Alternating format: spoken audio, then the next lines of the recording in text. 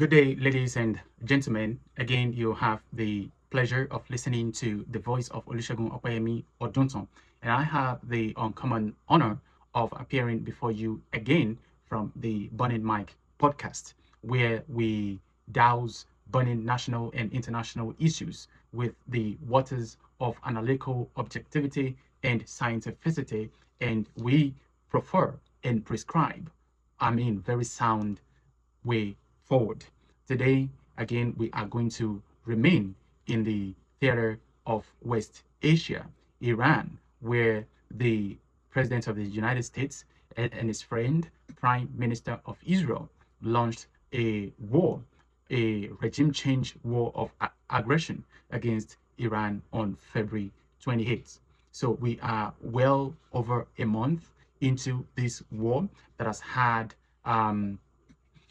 catastrophic economic consequences on global economy, and he's gradually pushing the entire global economy towards a recession and a depression as we speak. Well, as you can all see, we are today wearing the colors of peace, white, not because peace has totally returned to the Middle East, but because the President of the United States walked back his threats to commit war crimes against Iran.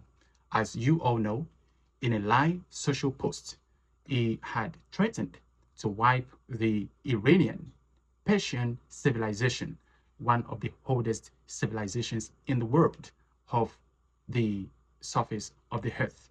Well, we are wearing the white, as I said, not because peace has returned to the Middle East, but because the President of the United States backed down from executing these threats against Iran, one of the oldest civilization on the surface of the earth. This is a victory for peace in and by itself, because if the president had gone through, had executed that threat, it would have not only returned Iran into the Stone Age, it would have effectively returned the entire world from the 21st century into a Stone Age. And as you all know, that the hallmark of the human civilization as we speak is diplomacy. Peace through negotiation and peace through diplomacy. But President Trump, who was talking about is returning Iran into the Stone Age, is himself an exemplar, is himself an example of a man from the Stone Age, because this is a man who does not recognize the supremacy of the law or set standards, and does not recognize institutions that have helped maintain global stability for over 8 decades. This is a man who places his own morality over and above the supremacy of the law and institutions that have helped maintain international peace and global stability for over 80 years. So we are very excited, and the entire world heaved a sigh of relief that the President of the United States did not go through with that threat. So on our part, we see victory for humanity, and we see victory for common sense, and the fact that he did not go through with those threats. Of course, we also saw that Iranian women, children, and Iranian men used themselves as human shield on civilian infrastructures that the President of the United States threatened to destroy. Iran, of course, does not have all of the military capabilities to defend these infrastructures against attack and destruction threatened by the President of the United States.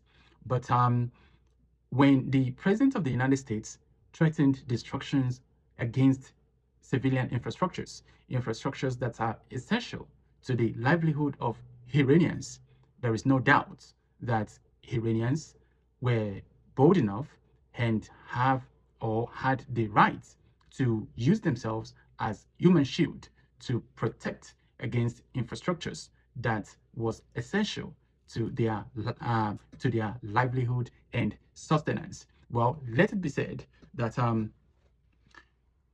these were not military installations that they used themselves as human shield to defend, but these were purely energy infrastructures, bridges, and general civilian infrastructures that were crucial to the sustenance of civilian life. And we believe that these tough and bold decisions made by Iranians must have played a huge role in making the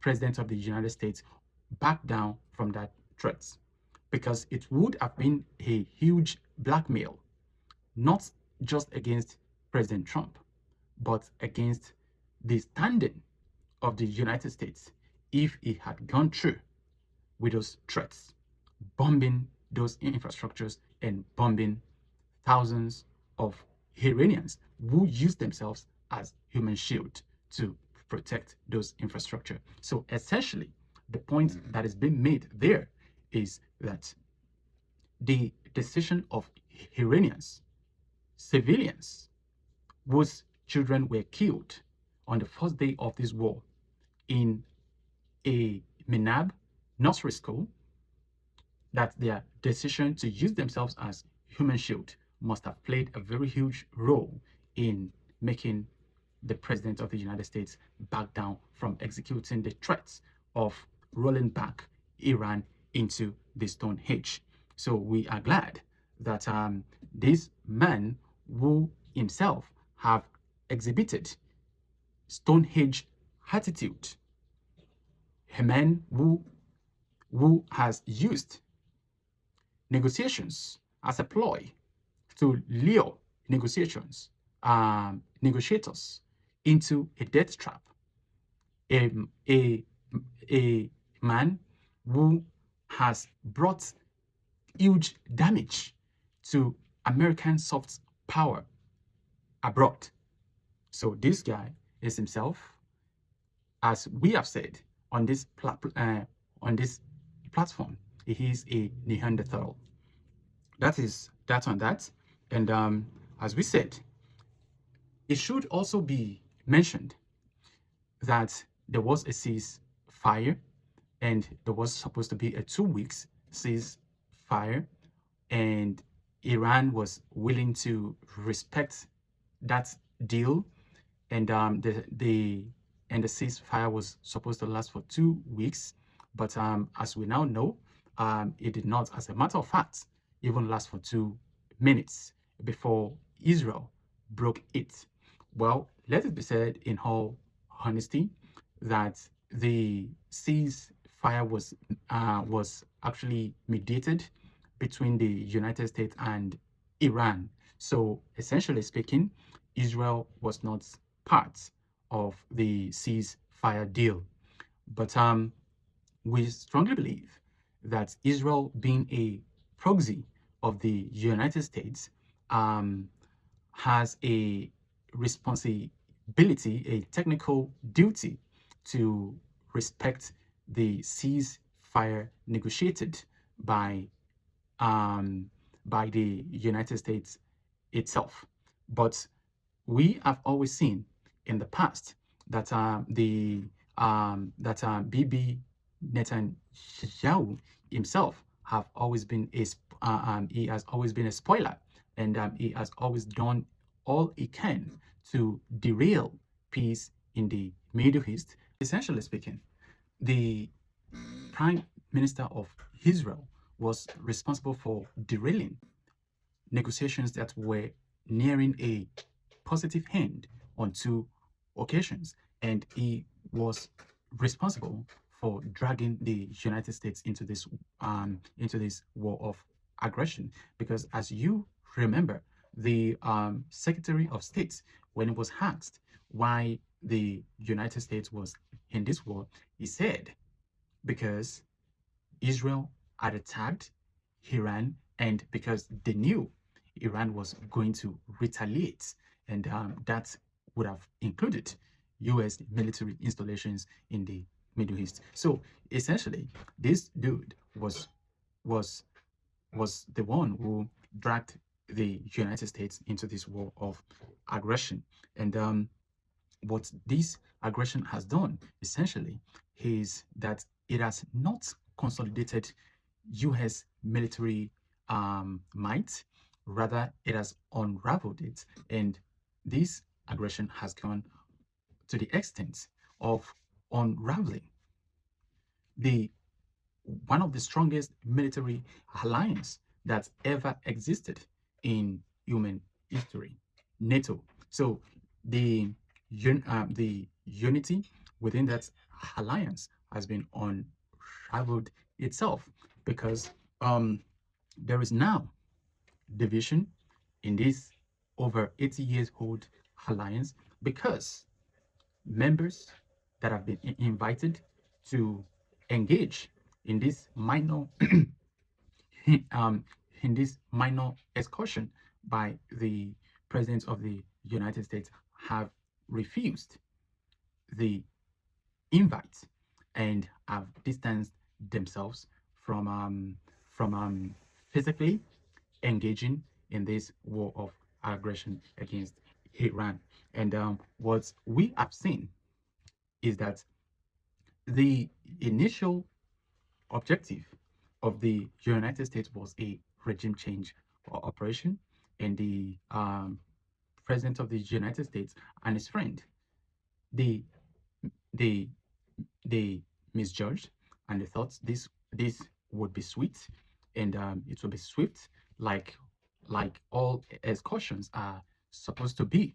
So he thought it was going to be like the Venezuelan excursion that was quick and swift. So in spite of the decapitation strikes that has been launched multiple times against the leadership, the Islamic Republic is still standing toe to toe, and it's still standing tall. It's still in the fight. Of course, it does not have the same military strength as the United States. It cannot militarily defeat the United States. But what we see is that this is beginning to look like the kind of boxing match between Muhammad Ali and Judge and the late Judge Foreman. So where Ali employed the rope-a-dope tactics. So Iran does not have the same strength as the United States, but it has enough stamina to absorb all the blows and to hit like a glutton all the missiles, tomahawks that has been launched at it by both Israel and the United States. So this is looking like a fight between a porcupine and a dog. So the dog has all of the strength, the dog has the advantage of size, but the little porcupine has just enough to inflict maximum cost, maximum pain on the dog, and to discourage it from its predatory aggression. So that is exactly what we are seeing between Iran, Israel, and the United States as we speak. And it should also be said that yes, we agree that the lion is the king of the jungle, but there are some animals, you understand, they don't have the same strength as the lion. They are not the king, but the lion knows not to hunt them. The lions know to leave them alone, and And if it does not, well, it's going to be a costly excursion. It's going to be a costly military expedition.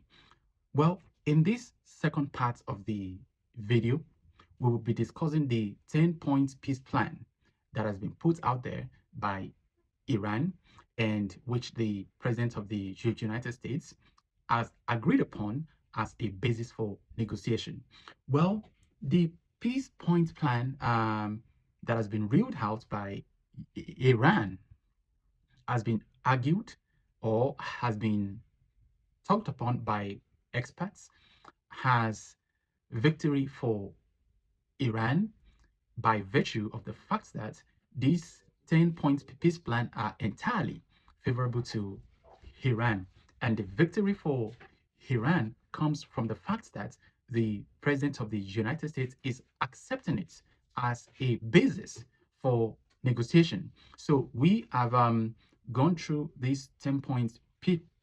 We have gone through this 10-point peace plan, and as it's our duty here, we are going to be looking into it one by one, and we will discuss the most important aspects of it. So Iran is asking for a permanent cessation of hostility, a permanent end to Israeli-American aggression against it. And of course, that sounds good, but we are not sure that there is a superior power to make America and Israel honor that peace plan if it was accepted. So, well, because a guarantor should be somebody that is able and that has the force to be able to enforce that number one demand. And as you know, the strongest military in the world is the United States. So the only guarantor that can discourage that can permanently discourage future aggression is Iran by itself. And that is the point to that is that Iran is the only guarantor that can defend itself and equally discourage against future aggression from the United States, and that is by strengthening its defense industrial base. And as you know, the United States has been trying to strip Iran of its defense industrial base by negotiating a cap on the missile program of the Islamic Republic. So the only guarantor that can discourage future aggression is for the Islamic Republic to maintain its retaliatory abilities. So that is the point on that, because as we said, there is no equal force on earth that can stop aggression by the United States except the defense leverage of Iran and its ability to impose maximum costs that can discourage the United States and Israel from future aggression.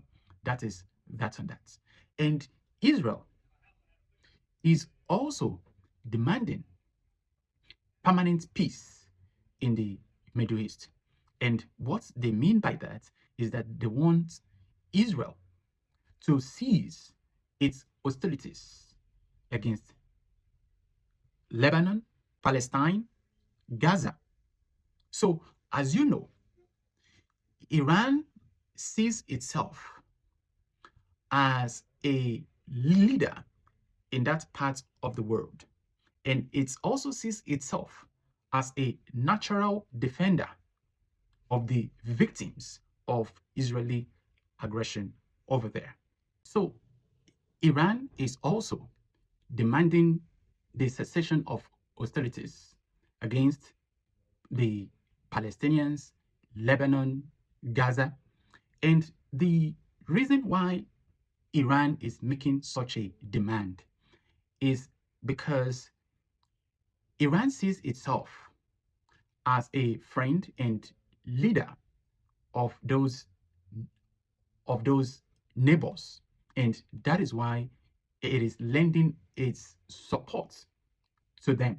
So if Israel stops its aggression, its genocidal aggression against Gaza, Lebanon, and Palestine, it will automatically mean that Iran would not see the need to continue to lend lend military support to those axes of resistance. And thirdly, too, Iran is also demanding to establish, or has established, a toll system on the Strait of Hormuz, and it has begun to charge $2 million per vessel to be able to transit the straits. So, well, before the war, they did not try to do that, but I believe their point is, as a result of the destruction that has been that has been inflicted on them by the United States, they are going to need to reconstruct their society.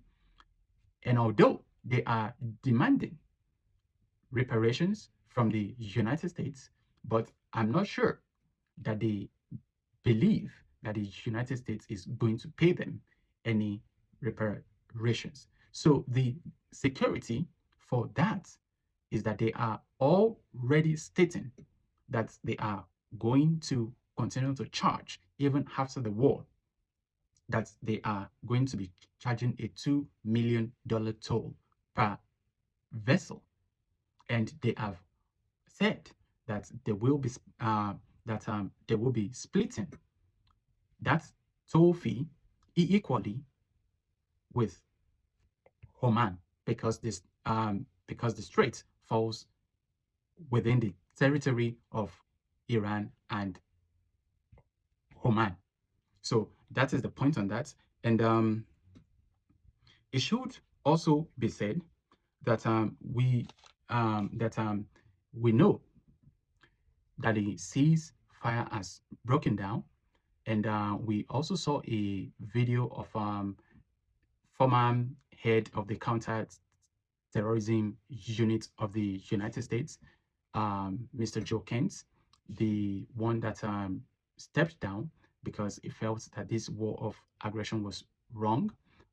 He has said that he has demanded that the United States should cease all military support to Israel so that Israel can stop its aggression in the Middle East. And he has said that that can only be the basis through which lasting peace can return to the Middle East. Well, that is where we are going to stop today, and we will remain on top of the situation there. And if there is the need to, we'll be back to give you updates and objectively analyze what is going on in the Middle East. Thank you for the time. If you like, hit the like button and share. God bless you. Thank you.